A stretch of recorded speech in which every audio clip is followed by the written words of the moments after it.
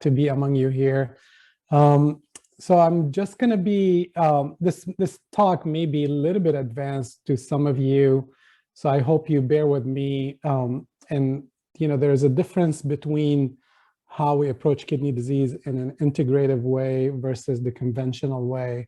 So I'm going to be talking a lot about how we do it in an integrative medicine way. So please bear with me. And if you find anything difficult, we will be addressing your questions at the end. So I am, as mentioned, I practice nephrology here in Southwest Washington State on the West Coast. And in all honesty, these my conflicts. So I'm also medical directors of dialysis centers in Washington State. So let's see. So the objective today is to talk about what is this epidemic. I call it the epidemic of chronic kidney disease, and what are the limitations of the current healthcare models that we deal with this epidemic in a conventional way. And we talk about the basics of genetics and epigenetics and how they impact kidney health. And in general, we're talking about the principle of integrative medicine approach, which include looking into genetics, looking at the gut-kidney connection, looking at the environmental toxins exposure and their effect on kidney health. And we'll talk about nutrition principles and lifestyle change principles and their effect on integrative nephrology, integrative kidney approach to kidney disease. So the epidemic, when I talk about the epidemic, let's talk about the burden of chronic kidney disease. And this is actually a study published in the Lancet last year in February, talk about the global burden of chronic kidney disease throughout the world. And between 1990 and 2017, they found that almost 700,000 people around the world have chronic kidney disease. This is more than, it's more common than diabetes, osteoarthritis, COPD, and depression. So it is really a pandemic, an endemic, epidemic. And the CDC tells us that 1 in every 7 people have chronic kidney disease. So there, you know, chronic kidney disease is defined as kidney function less than 60% or 60 ml per minute, and or the presence of protein in the urine or abnormal anatomy of the kidneys. So by this definition, 1 in every 7 people in the United States have chronic kidney disease. And you know, throughout the years, you can see that prevalence is rising every year, and the number of patients who end up on dialysis has been tremendously increasing over the past several years. So if you look at from the US again perspective, Medicare spending for all beneficiaries who have chronic kidney disease exceed $84 billion in 2017. And if you add $36 billion for end-stage kidney disease management, you're talking about $120 billion every year for kidney disease. There is, and this is about a third of the total Medicare fee-for-service spending for just for chronic kidney disease. So, you know, it always amazes me that we have this disease that is very common, and we're spending a lot of money on it, and no one is raising any awareness of this disease. So, you know, that's one of my passion also, is to make sure that people are aware that this is a significant problem and an epidemic. So bottom line, 10 to 15% of the world population has chronic kidney disease, and it is very costly. And when we talk about kidney disease, there's a continuum. There's risk factors. So, you know, you have diabetes, high blood pressure, so on. There's early kidney injury, and then you develop gradual kidney disease. and then you end up with kidney failure, and unfortunately, the end result is death. And throughout this continuum, there is increase in cardiovascular disease, and studies after studies showed that kidney disease is one of the most common risk factors for cardiovascular disease. So, conventional medicine approach, what we do is we look at, we don't even consider the risk factors. We start talking about early kidney injury, kidney disease, and cardiovascular disease, and we give you medication, we give the patient medication to really not in a way that it cures the disease, but it actually causes the patient to live maybe longer with their disease. So, I always talk about conventional medicine is that it's not a cure. It's like making you live with your disease in the long term. And then you come to kidney failure, you talk about dialysis and possibly transplant, and end up eventually with dying, unfortunately.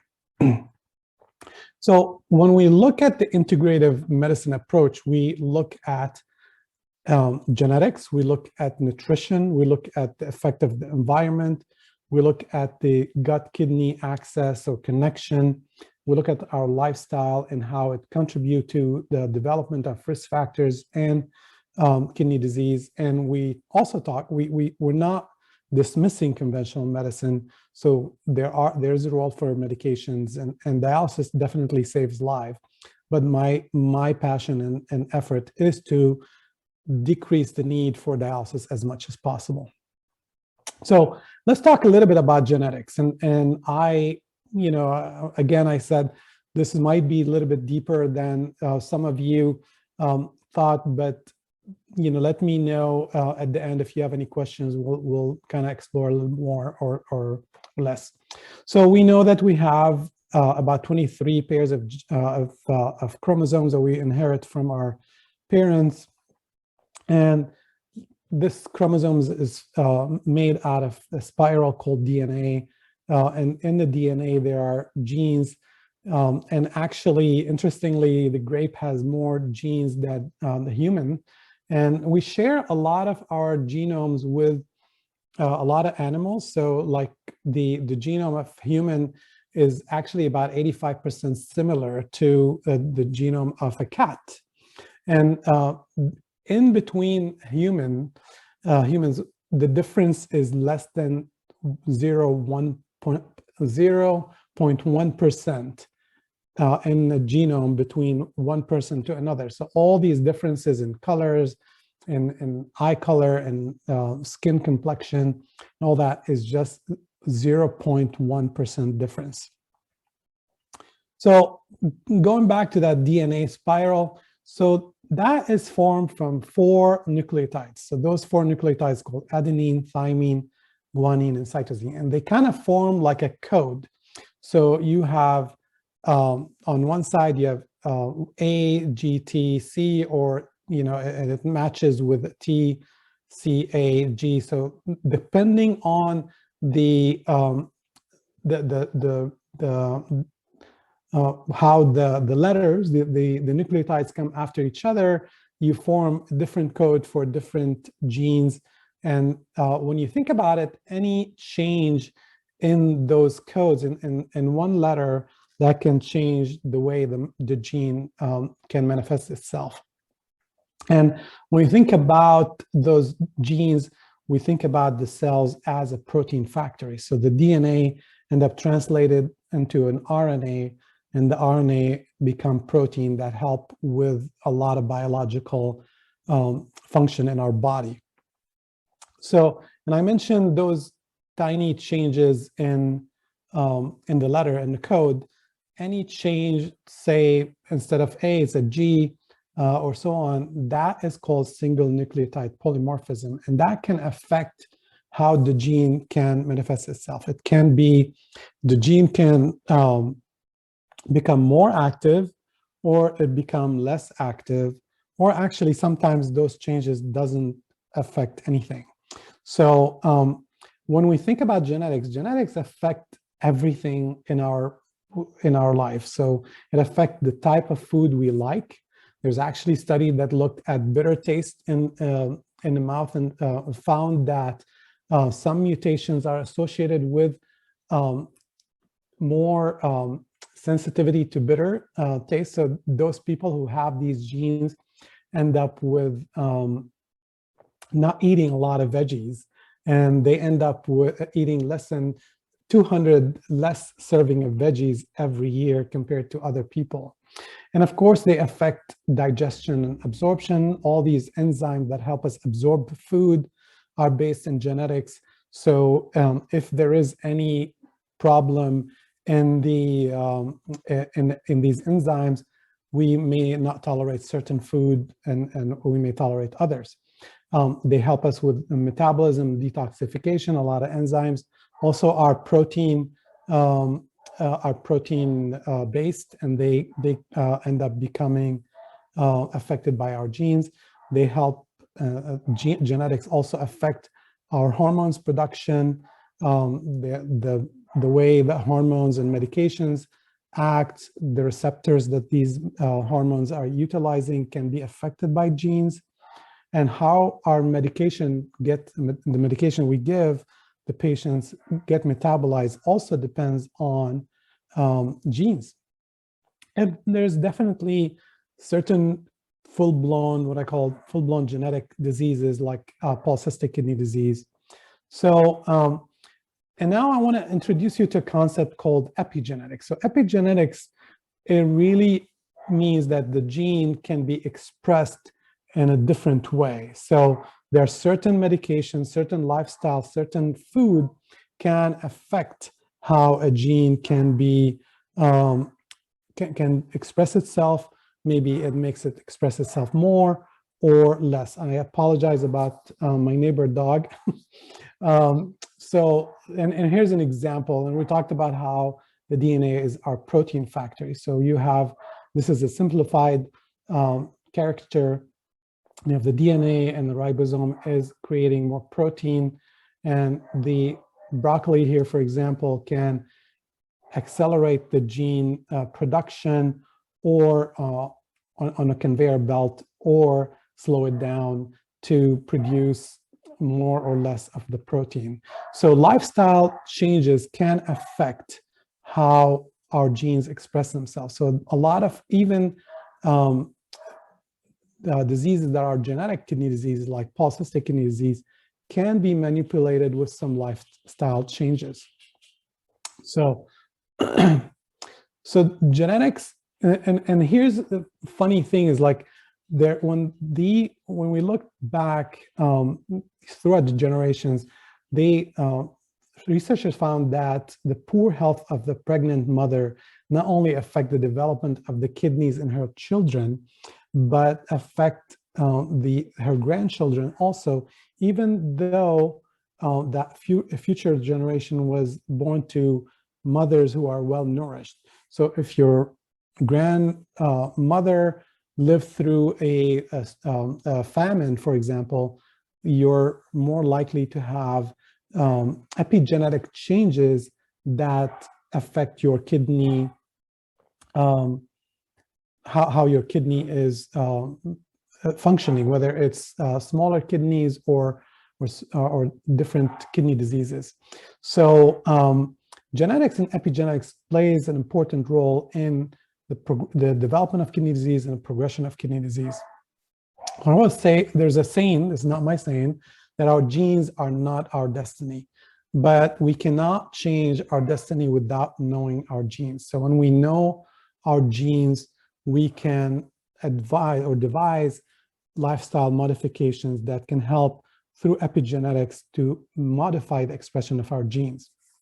I talked about polycystic kidney disease, talked about there's a slew of genetic kidney diseases that can be influenced with lifestyle changes.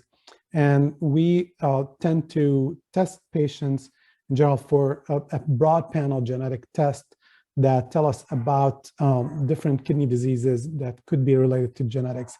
And the yield with these tests is anywhere between 25 to 33%. So Now, moving on to the second principle. The second principle talks about environmental toxins and kidney health. So we tend to, a lot of time we pick up food on the way home if we're staying late and we order food for delivery. A lot of time our food touch different things and those things can have toxins. Some of you may have heard about these forever chemicals. These are called polyfluoroalkyl substances. These are a family of grease-proof, waterproof substances and non-stick industrial compounds that are used in a variety of industries, and including your food and textile and so on. Glyphosate or Roundup also been associated with kidney disease and definitely heavy metals. So these forever chemicals are present almost everywhere. They contaminate water and our drinks, juices that we buy. There are several studies that showed our juices that actually we buy from the store have polyfluoroalkyls, forever chemicals, and some of them have heavy metals.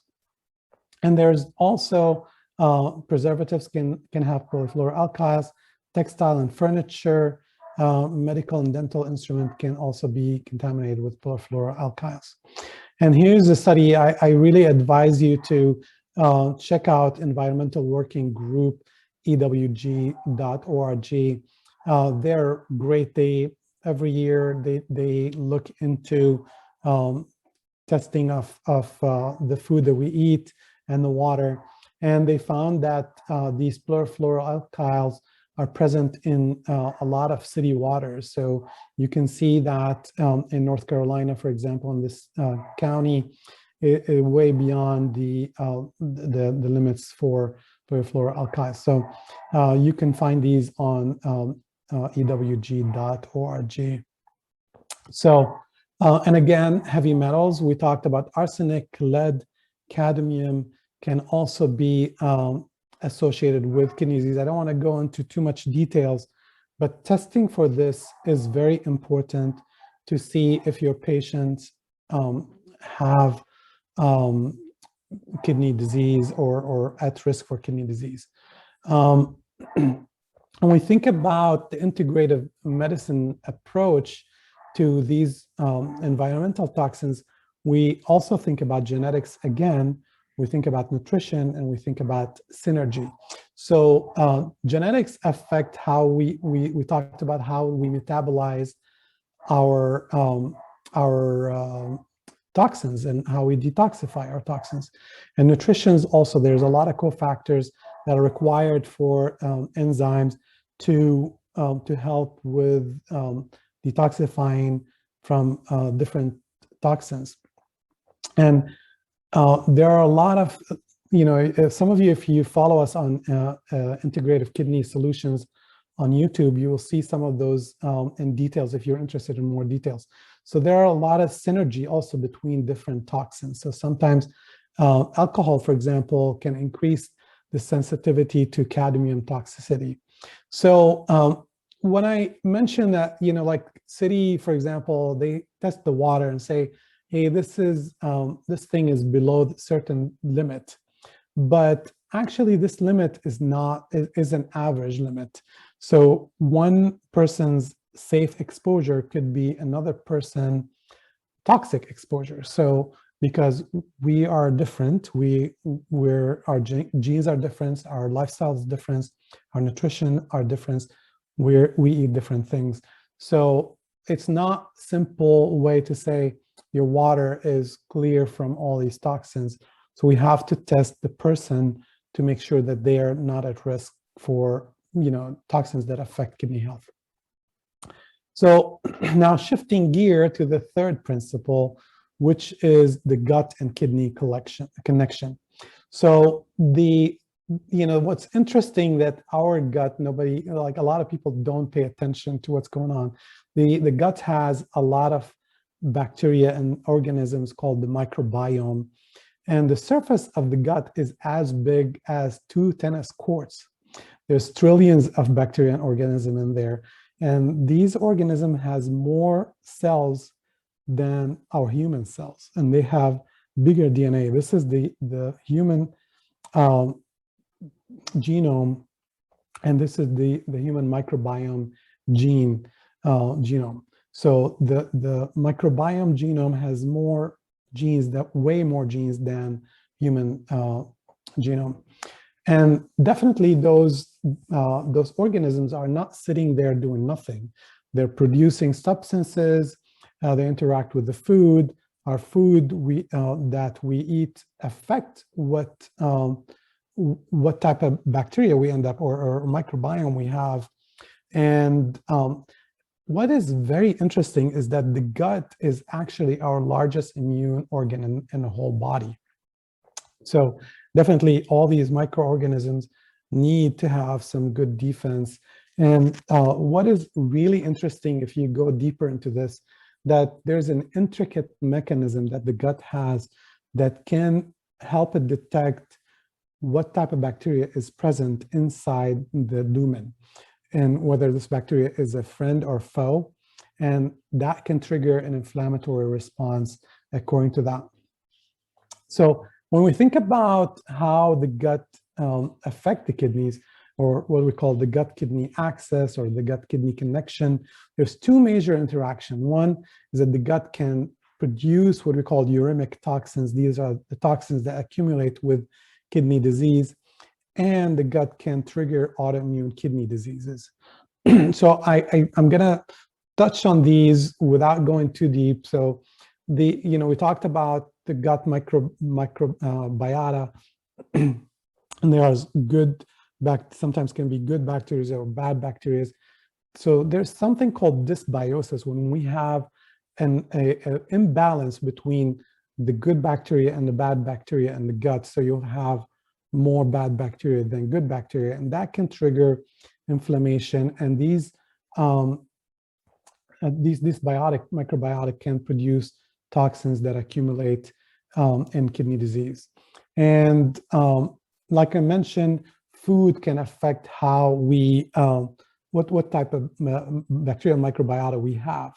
And the other important thing is that our good bacteria that are present in the gut can be produce a, sorry, I'm seeing the poll here, and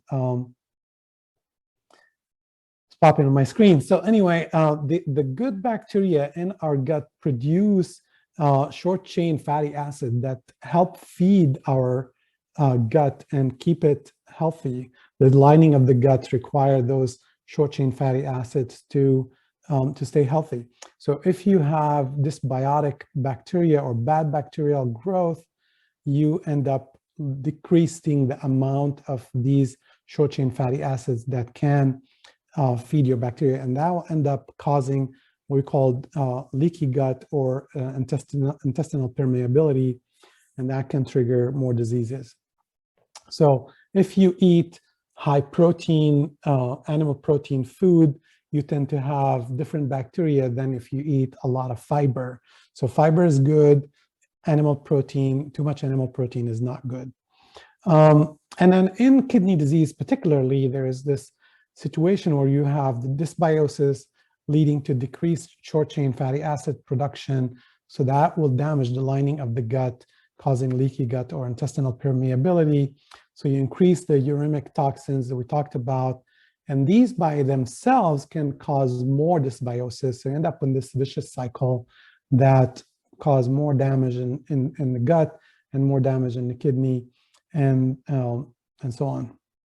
Now, I don't want to be talking too much about the effect of the gut on the autoimmune kidney disease, but just to mention, like I said before, that there are ways that the gut, the lining of the gut, can tell which type of bacteria is present inside the lumen, and that can trigger inflammatory response. And certain inflammatory response can lead to a development of autoimmune diseases associated with kidney disease. So, and now moving next to the next principle of kidney integrative approach to kidney health, and this is talking about nutrition and nutrients in general. You know that there are micronutrients, protein, fat, and carbs, and then the micronutrients including minerals and vitamins. And there's the phytonutrients. There are different colors in the food that has a lot of substances that are good for our biological function that help us stay healthy.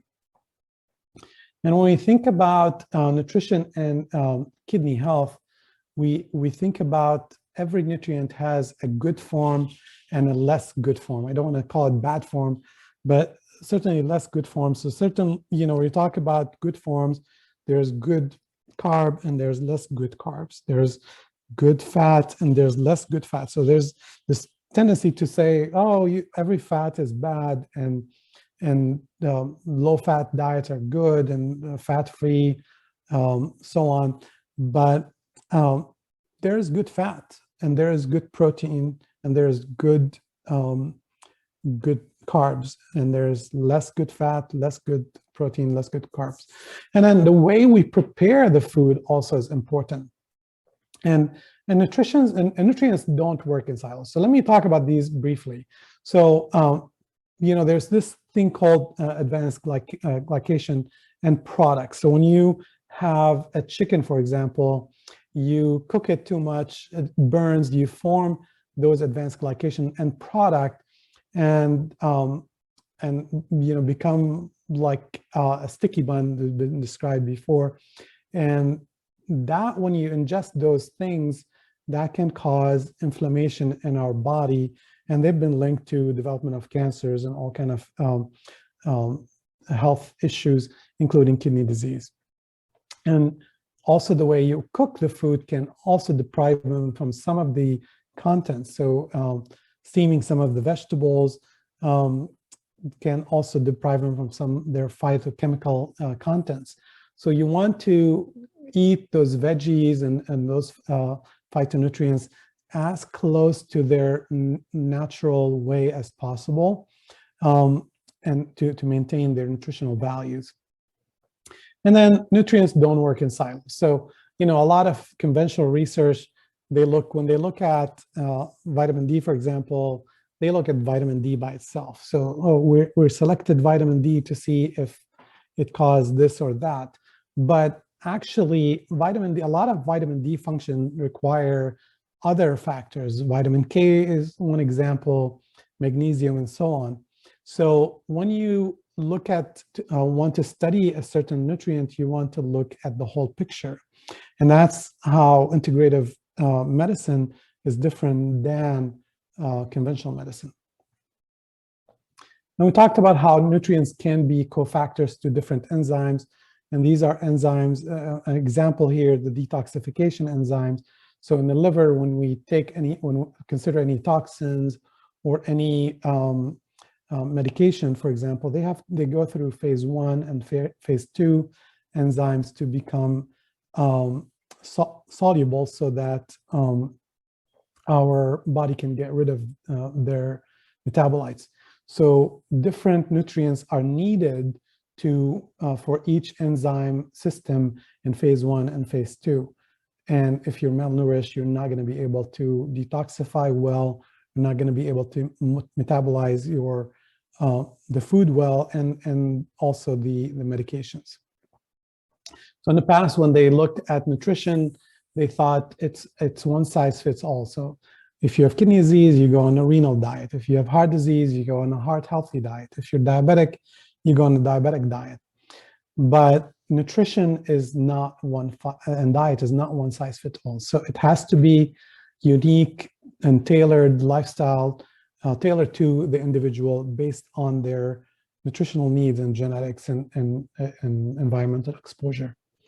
And nowadays there's all this talk about plant-based diet, and there's several studies that looked at plant-based diet and found that they're very helpful to delay the progression of kidney disease. But, you know, when we talk about plant-based diet, you go to the grocery store, you see a lot of packaged food called plant-based diet. And in my view, if your food is traded on the stock market, it's not healthy for you.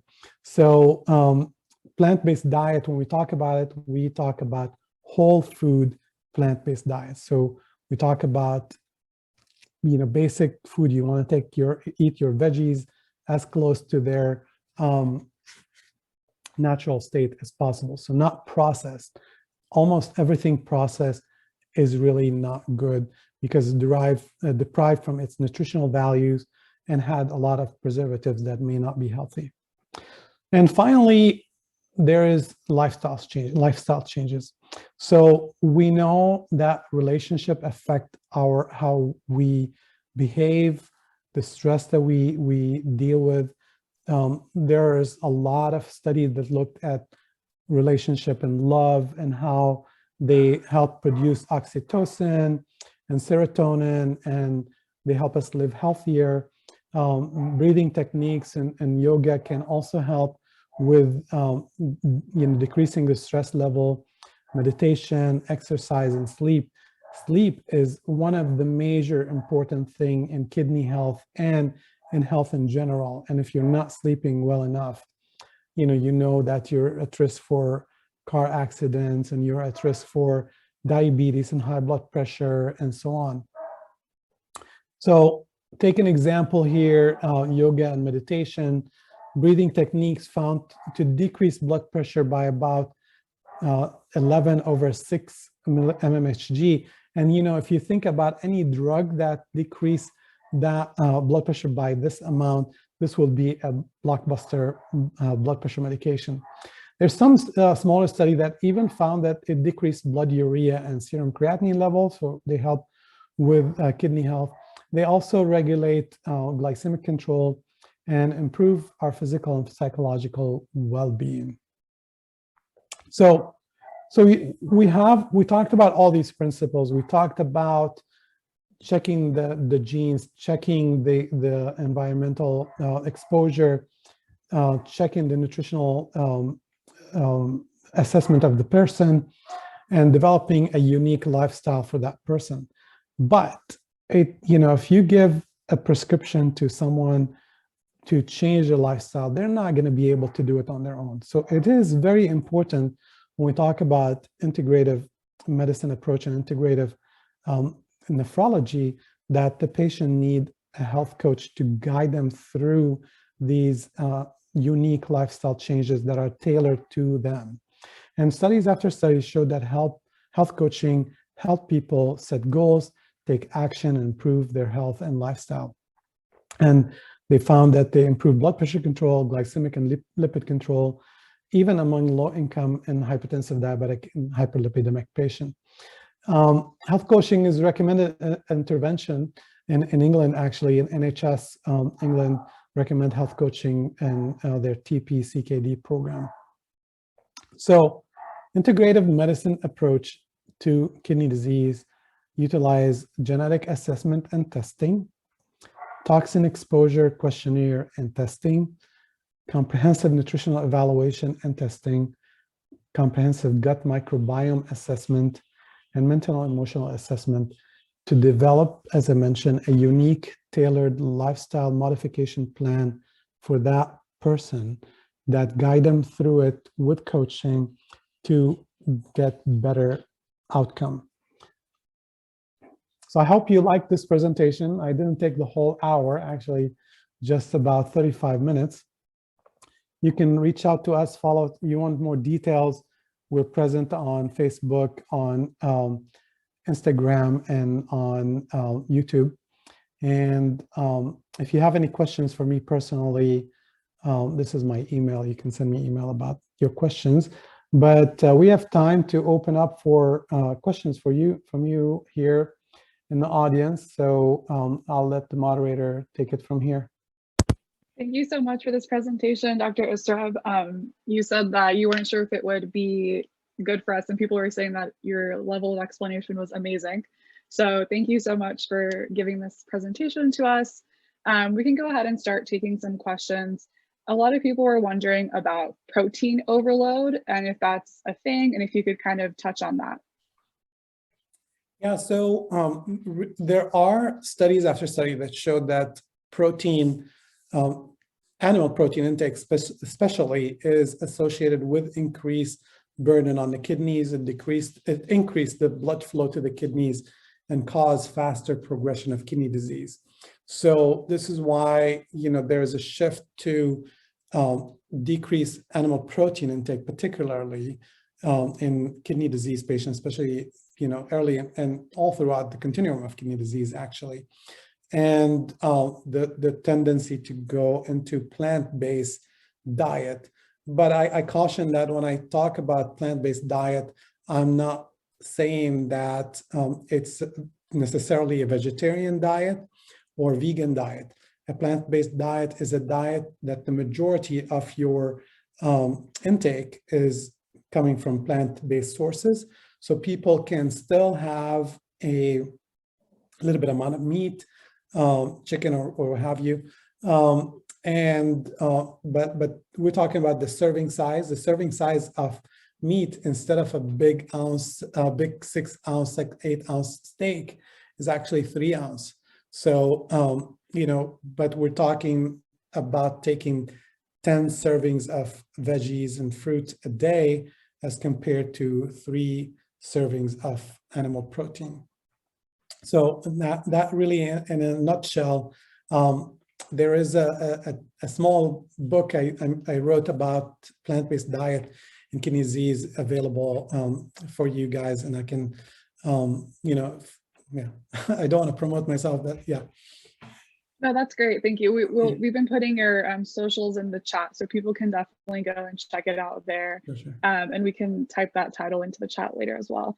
So another question that a lot of people, one person asked, and a lot of people second the question, was about like Brita filters and just water filters in general. And do those help remove those toxic molecules that you were talking about, or is it just kind of like a fad? Yeah, so the Brita, I mean, I don't want to be talking about brands specifically, but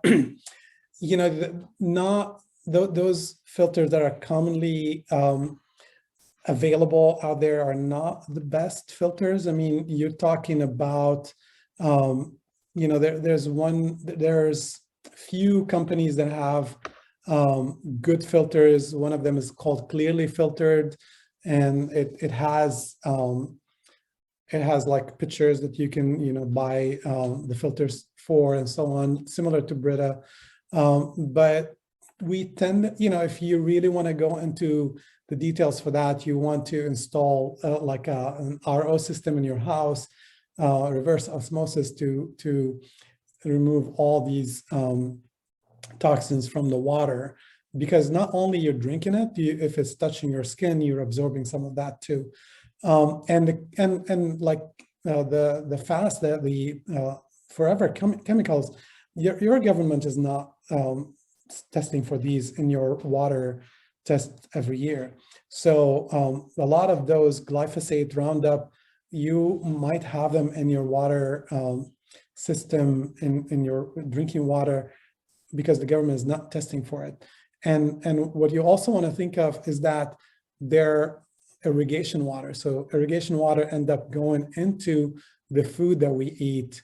And I mean, again, we don't want to go into too much details, but if you end up having food that is raised in a water that's polluted, the food is going to have pollutant in them. So, the advice is to kind of eat more organic food as much as possible.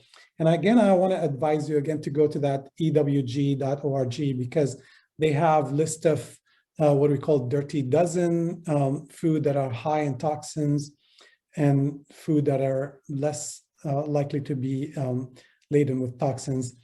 And you can, if people are on a budget, for example, they don't have to buy everything organic. They can buy the stuff that are on a dirty dozen organic. For example, strawberries is on the top list of the dirty dozen, and I don't buy my strawberries unless if it's organic.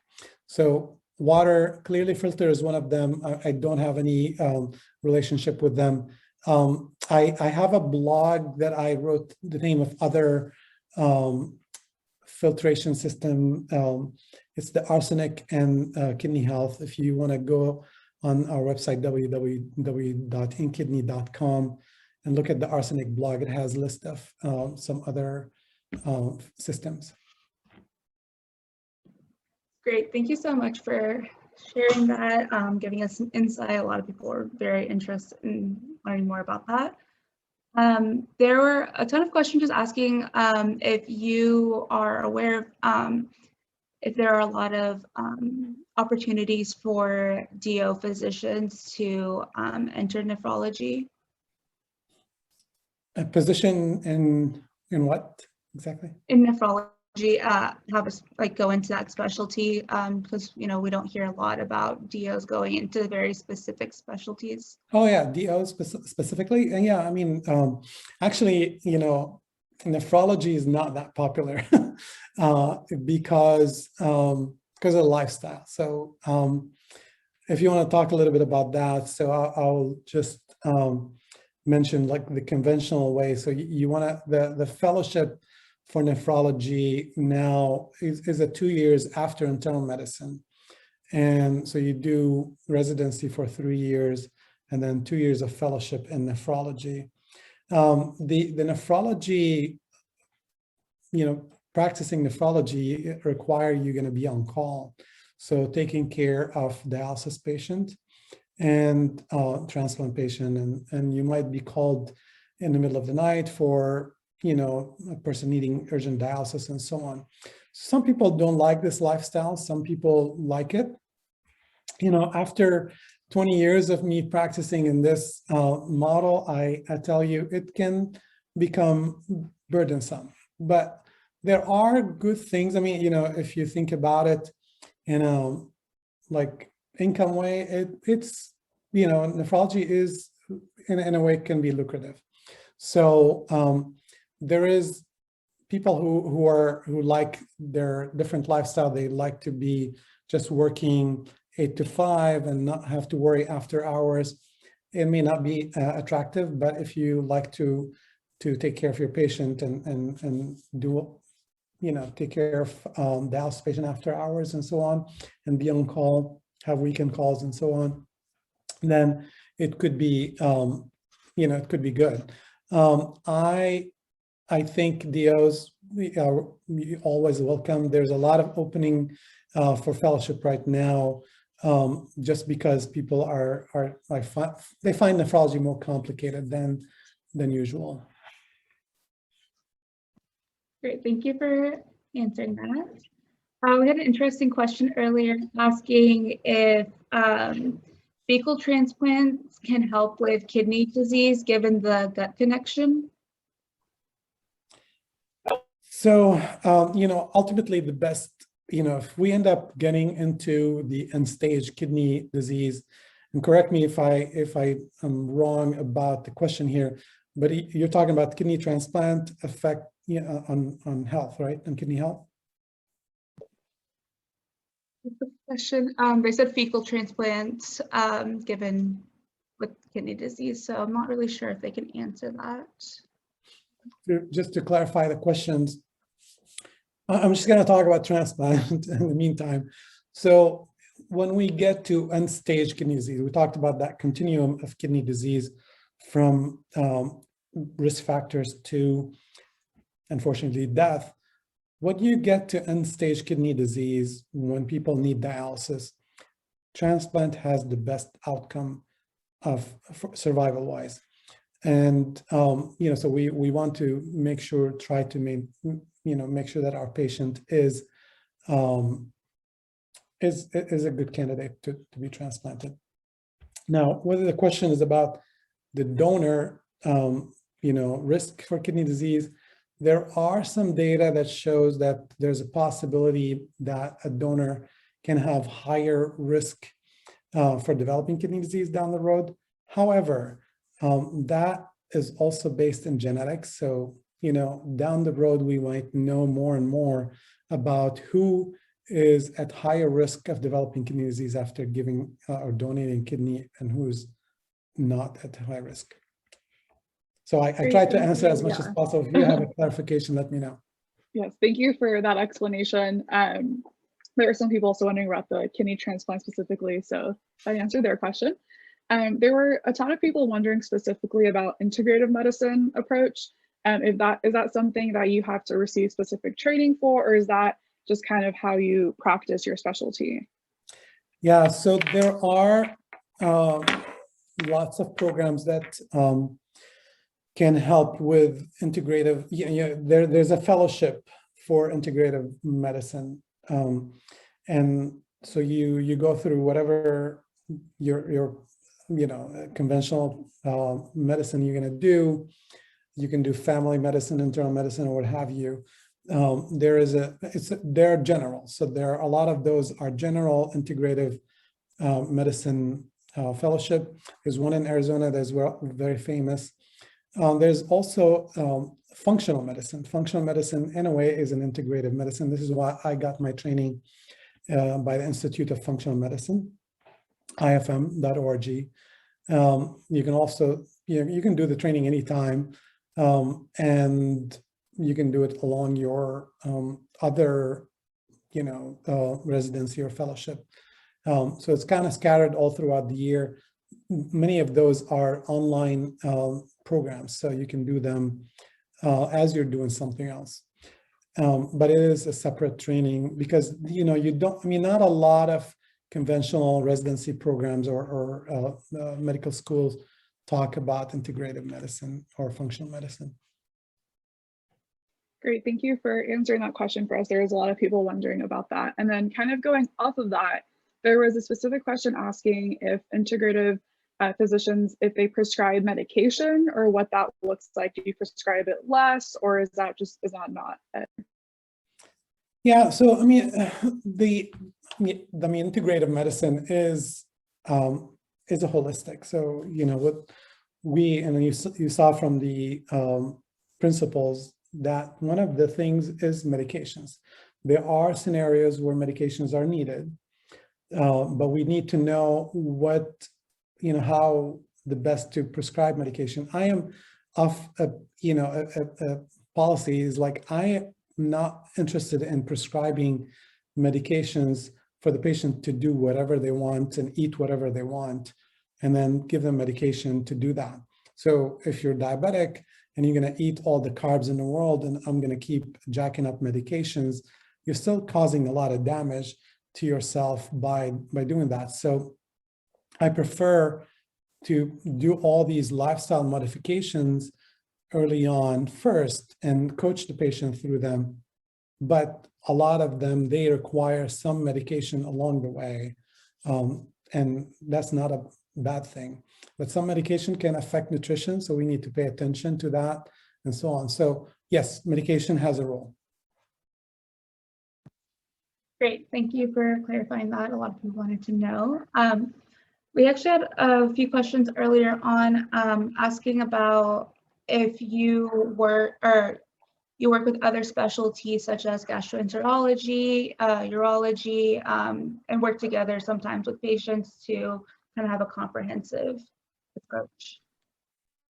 Yeah, we certainly in our practice we utilize a lot of urology. So urology is one of those that we intimately work together. Gastroenterology, sometimes we end up referring our patients if we have complex dysbiosis or other gastroenterology issues. But the most important thing is that we work with dietitian or nutritionist. We work with pharmacists and immensely and health coaches. But yes, other referrals, other specialties, urology, and sometimes gastroenterology. The conventional medicine, conventional kidney or nephrology utilize a lot of vascular surgeons for dialysis access and so on. So that is another intimate kind of referral base. And I kind of practice hybrid, so just I practice Great, both. that's really interesting. So thank you for sharing that. I know it's really interesting to put everything together, so appreciate that. Sure. Sure. Someone asked, how often does someone with proteinuria end up having chronic kidney disease, or is that something that you see, or is there like a different underlying reason? Yeah, so I mean, that is a really complex question because, and thank you for this question, but proteinuria can mean a lot of things. So it could be, it depends on what type of disease that caused the proteinuria. So something like FSGS, for example, can progress to kidney failure at a, more significant rate than if someone has something else. So not all proteinuria are created equals, and there are degrees of proteinuria. So if you have significant amount of proteinuria, you by definition you have chronic kidney disease. So remember we defined chronic kidney disease as a kidney function of less than 60% or 60 ml per minute, or having protein in the urine, proteinuria, or abnormal anatomy of the kidney. So if you have, I'll say any proteinuria above 0.5 grams a day is technically chronic kidney disease. Great, thank you for that answer to a kind of complicated question. Thank you for explaining that for us. A lot of people are wondering if you perform, as a nephrologist, if you perform surgical procedures, and if so, what those look like. Yeah, so there are, when I finished training, there's two procedures I used to do. Kidney biopsy is one of them. That's one of those things that you can train to do during your fellowship. And the other one is placing dialysis catheters. So the dialysis catheter has two types. There's one that is tunneled, and there's one that is non-tunneled. Non-tunneled catheters, pretty much anybody can put those. They're like central line. But the tunneled catheter require, tunneling and more inclusive, involved procedure. So that requires separate training. There are specific subspecialty in nephrology called interventional nephrology, where you can do more interventions. And again, these go back to vascular access for dialysis, balloon plasties and putting more catheters and so on. So these are, that's a separate advanced specialty or subspecialty for nephrology. Great, thank you. And I guess we can maybe do like one more question and start wrapping up slowly.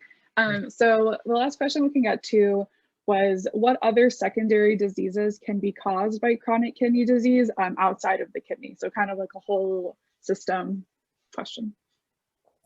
Yeah, so, and we talked about cardiovascular disease. So one of the most significant issues with kidney disease is the heart and the vessel. So, and if you take an X-ray of a advanced kidney disease patient, you'll see the blood vessels in their hands or in their body. It has calcified all over. And so this vascular calcification is a major problem for kidney disease. And the risk of heart attacks and heart disease is staggering for kidney disease. The other major thing, and this that is part of something called chronic kidney disease, mineral bone disease. So the other side of this is your bone is not getting that calcium, so that's precipitating on your blood vessels. Your bones are becoming weaker. So that bone disease is also a major problem in kidney patients. The kidneys also produce hormone that boosts the bone marrow to produce blood. It's called, for short, it's called EPO. So a lot of kidney patients become anemic. And of course, there's a lot of electrolytes issues that can happen with kidney disease. So accumulation of acid in the blood, problem with balancing potassium and so on. These are major other things that can happen with kidney disease, among many. Thank you so much for giving us that details. We will, actually we had one question that someone really wanted to get answered before we wrap up. They wanted to know, does having like a high level of proteinuria during pregnancy lead to long-term kidney disease, even postpartum? Yeah, it could. The short answer to this is could be associated with chronic kidney disease down the road and increased risk for kidney disease. Okay, great. Thank you so much for answering that. And we'll end on this last question. We like to ask all of our guest physicians, but if you have, do you have any advice for us as pre-med students still in our undergrad or post-bac or master's years, as we're still navigating through the tail end of this pandemic? Yeah, I really want to tell you, nephrology is a great specialty. It's one of the things that, you know, nephrologists are the greatest investigators. So we try to find, we know a lot of things in a lot of fields. It's a lifestyle choice. So, you know, we talk about lifestyle, but if you like to, you know, if you care for patients and want to be involved, you're going to be taking calls and so on. But there's, you know, knowing that majority of your bread and butter in the current system comes from caring for dialysis patients. So, you know, the majority of the income for a conventional nephrologist come from their dialysis patient. Then you have the hospital care and then clinic care. So clinic is about 10 to 15% of the income. And I'm just talking so that will give you an idea about what nephrology is about. There is another side where you can become a medical director of a dialysis center, and that can be another source of income. You kind of oversee the care and the quality and scientific care in that facility, and that can be another source of income to a nephrologist. So, you know, I think it's great. It's a great specialty, but I don't know. I'm trying to also find out why are less people interested in nephrology than general. But I think I encourage you all to consider it highly in the future. Thank you so much, Dr. Isreb. That was awesome. Everyone really enjoyed this presentation, and it was a great little genetics review and bio review. So thank you so much for giving us your expertise and your time today. We went ahead and put Dr. Isreb's socials in the chat, so make sure to go follow him. Some really great kidney advice and just education for all of us. We'll definitely stay in touch, and we'll talk soon. Thank you. Thank you.